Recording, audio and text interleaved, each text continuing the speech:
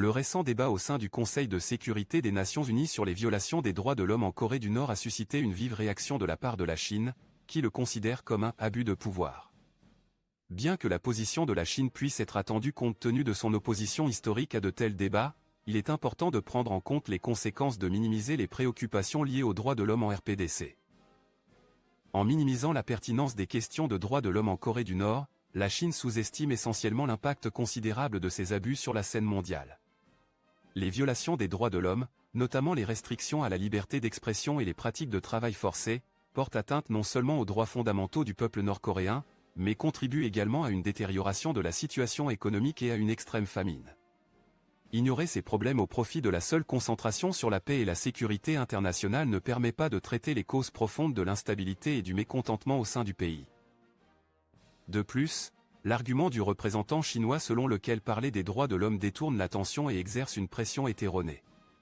Éclairer les violations des droits de l'homme n'est pas une tentative de détourner l'attention, c'est plutôt une étape nécessaire pour demander des comptes à ceux qui commettent de telles violations.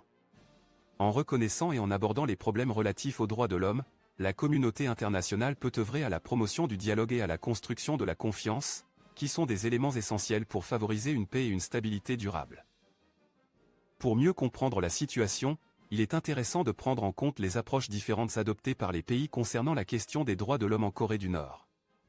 Alors que la Chine s'oppose farouchement à tout débat sur le sujet, d'autres pays, tels que les États-Unis, l'Albanie et le Japon, ont activement cherché à sensibiliser et à attirer l'attention sur la situation des droits de l'homme en RPDC.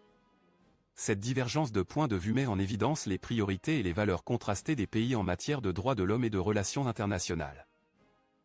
Les conséquences négatives de minimiser les préoccupations liées aux droits de l'homme en Corée du Nord ne peuvent être sous-estimées. En refusant d'aborder ces questions, nous risquons de perpétuer un cycle de souffrance et d'inégalité pour le peuple nord-coréen. Les violations des droits de l'homme servent souvent de catalyseur aux troubles sociaux et peuvent contribuer à l'instabilité régionale.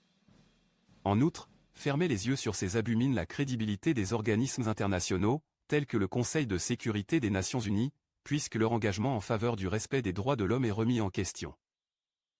Qu'en pensez-vous de la réaction de la Chine concernant le débat au sein du Conseil de sécurité des Nations Unies sur les droits de l'homme en Corée du Nord?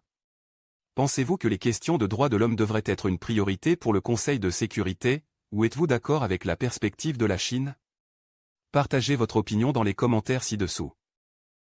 N'oubliez pas de vous abonner à notre chaîne YouTube pour plus de discussions enrichissantes et partagez cette vidéo sur les réseaux sociaux pour encourager d'autres personnes à participer à cette conversation importante. Rappelez-vous, il est essentiel d'aborder ce sujet avec neutralité et de respecter les opinions divergentes.